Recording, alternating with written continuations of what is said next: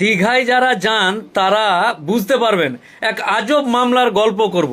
দীঘাতে ওই জলের ধারে কাঁকড়া, গলদা চিংড়ি, বিভিন্ন রকম মাছ, জ্যান্ত মাছ ওখান থেকে ধরে উনানে করে গরম করে মশলা টশলা দিয়ে বিক্রি করে, এবং চেয়ার পেতে, অর্ধেক হাঁটু জলে চেয়ার পেতে দীঘাতে বিভিন্ন রকম ব্যবসা করে। এবার কেউ পশ্চিমবাংলার কেউ দীঘায় ঘুরতে গেছে, ঘুরতে গিয়ে কাঁকড়া খেয়েছে। কাঁকড়া একেবারে কি বলে, কাঁকড়াতে লবণ তেল দিয়ে সুন্দর করে মশলা মুড়ির মতন করে রেডি করে কাঁকড়া খেয়েছে, মাছ ভাজা খেয়েছে, ডাবের জল খেয়েছে, আরও গ্লাসে বোতলে জল যে পাওয়া যায়, মানে দেখবেন ওখানে একটা সাইড আছে, কি জানো এটাকে, নতুন দীঘার দিকে নাকি রে, উদয়পুর, রাইট, ওই উদয়পুরের দিকে, উদয়পুর বিচ বা নতুন দীঘা বিচ, যাই হোক এরকম কিছু একটা হবে। তো ওই জায়গাগুলোতে অর্ধেক হাঁটু জলে দীঘা ব্যাপার স্যাপার আছে। তো এক ভদ্রলোক, মানে চোর লোক, ভদ্রলোক তো নয়, একজন চোর লোক কোনো জায়গা থেকে টাকা চুরি করেছে, ফ্রড করেছে, বা কাউকে ফাঁকি দিয়ে টাকা চুরি করে নিয়েছে। ওই টাকা নিয়ে বেটা দীঘা গেছে, দীঘা গিয়ে ওই অর্ধেক হাঁটু জলে চেয়ারে বসে বিভিন্ন রকম কাঁকড়া কুঁকড়ি খেয়েছে, খেয়ে এবার স্ক্যান করে বিল দিয়েছে 10,000 টাকা, 4-5 জন নিয়ে গেছে।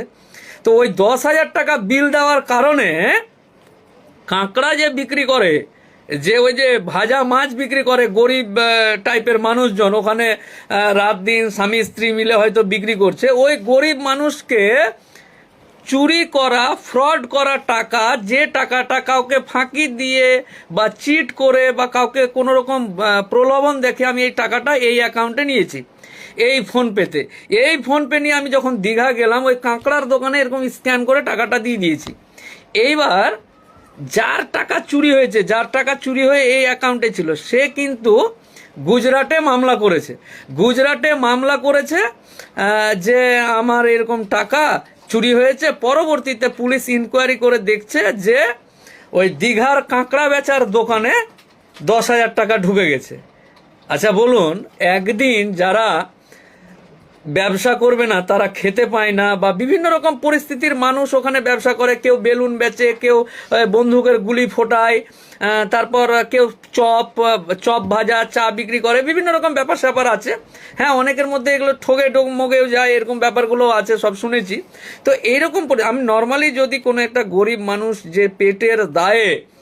মাছ গরম করে বিক্রি করছে অর্ধেক হাঁটু জলে, সেই মানুষের অ্যাকাউন্টে চুরি করা টাকা স্ক্যান করে যদি দিয়ে দেওয়া যায়, এবং সেই স্ক্যান করা টাকাটা যদি গুজরাটের কোনো একটা প্রত্যন্ত গ্রাম থেকে